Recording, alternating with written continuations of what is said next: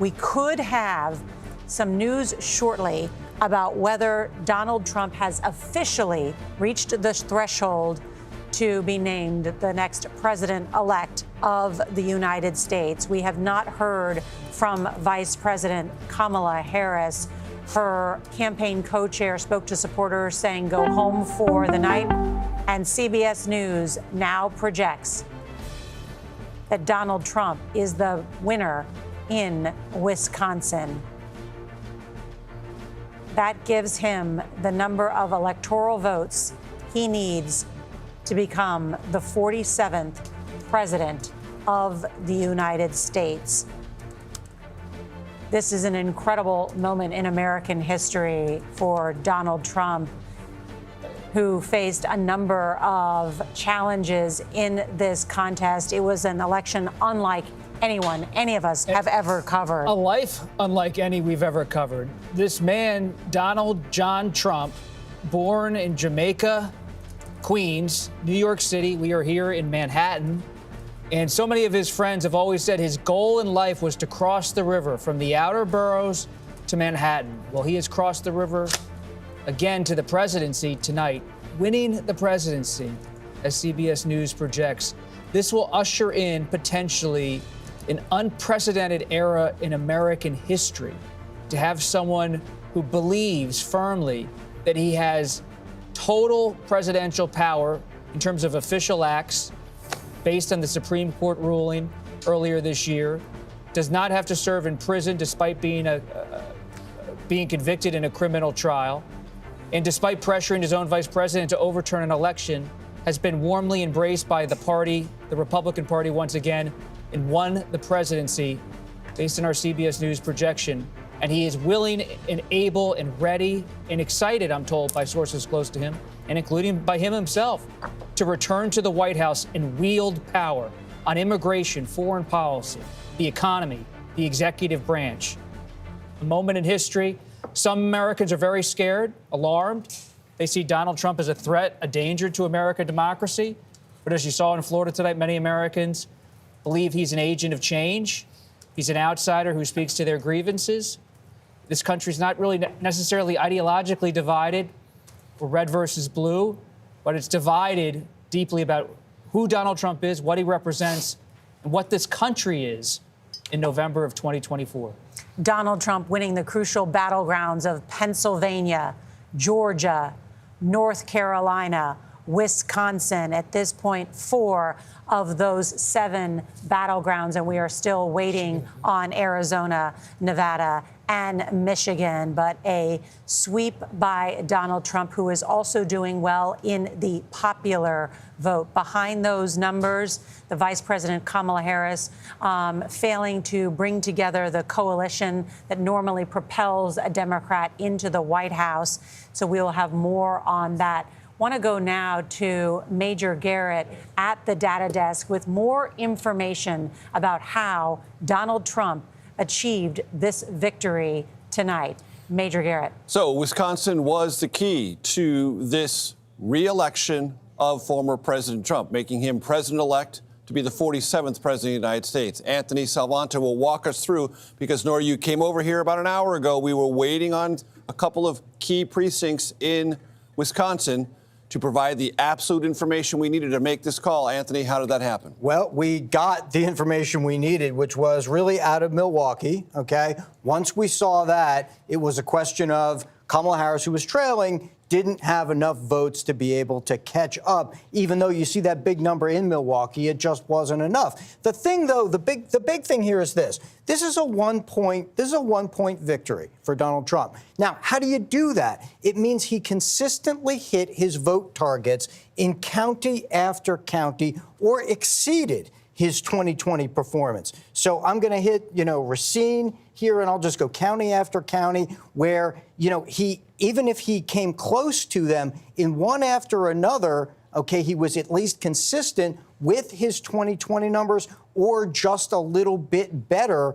And that's how he added up all of that to get over the top. So one of the things that you look for, not just in Wisconsin here at the data desk, but that consistency of pattern, and he was able to pull together his old coalition and then add a little more to it, especially in a lot of cities, cutting a little into those Democratic margins with more minority voters, okay, more young voters, all that in and around the cities, and you saw those patterns start to emerge. Not, close victories, but consistent ones throughout those states, Norah.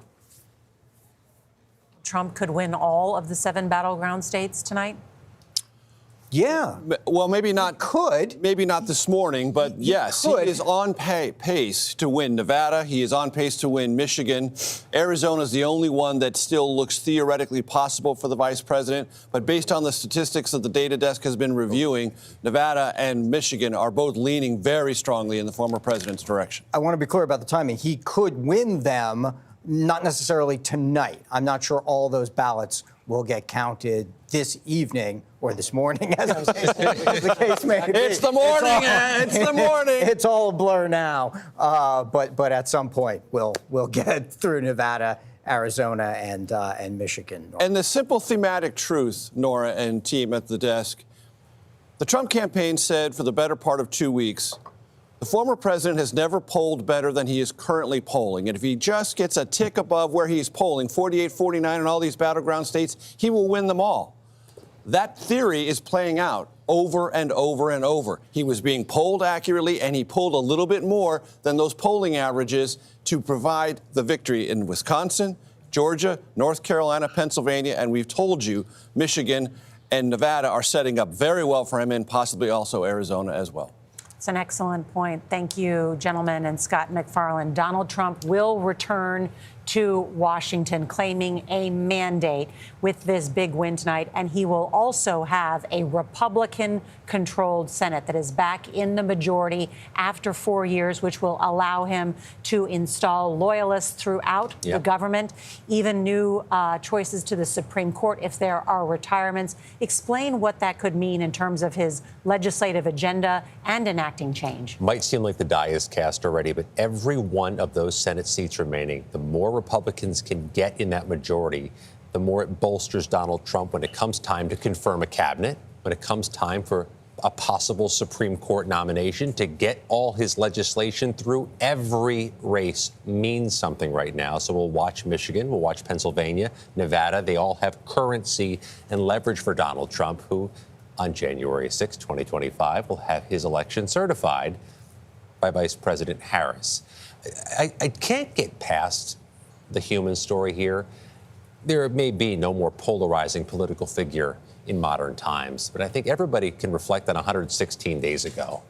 Got shot at a rally.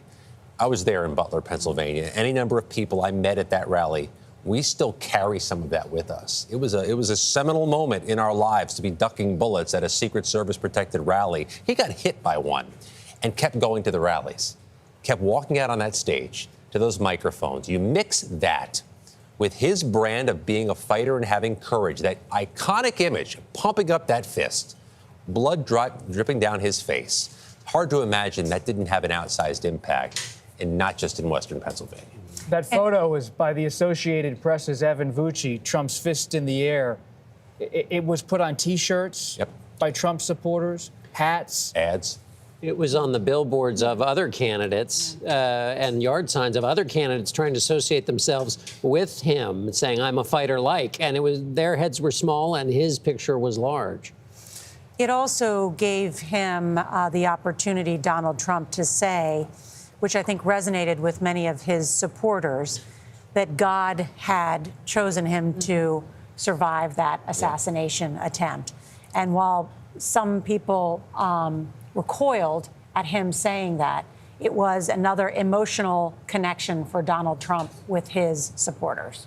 And he gave his speech tonight in West Palm Beach, where it should be underscored, there's another person charged with an assassination attempt September 14th on that Sunday while he was golfing at that same area where he gave his speech tonight. That's an apolitical way of connecting with Americans, and it's hard to imagine that didn't have an impact. And Margaret Brennan, the president has said, promises made, promises kept. He has told his supporters, we will fix it. We'll bring in a golden era. What is his record on that? What's he promising to do?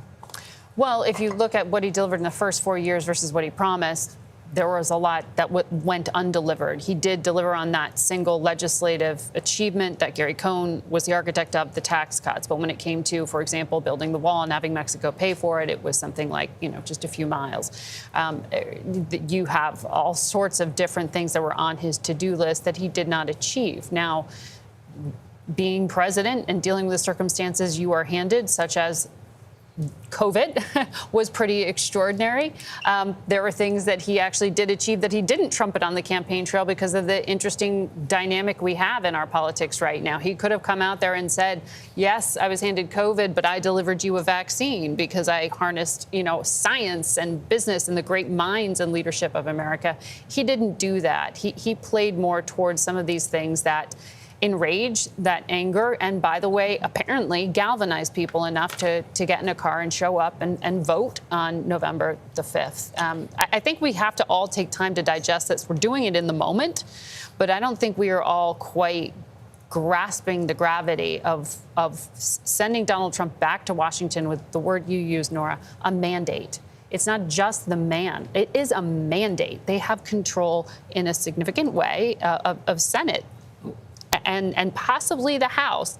We may not know that definitively for a little bit of time, but this is a really interesting message being sent by the electorate tonight. All presidents want to act, and they are frustrated in office by a number of things. Tradition, that you can't do that because previous presidents haven't done it.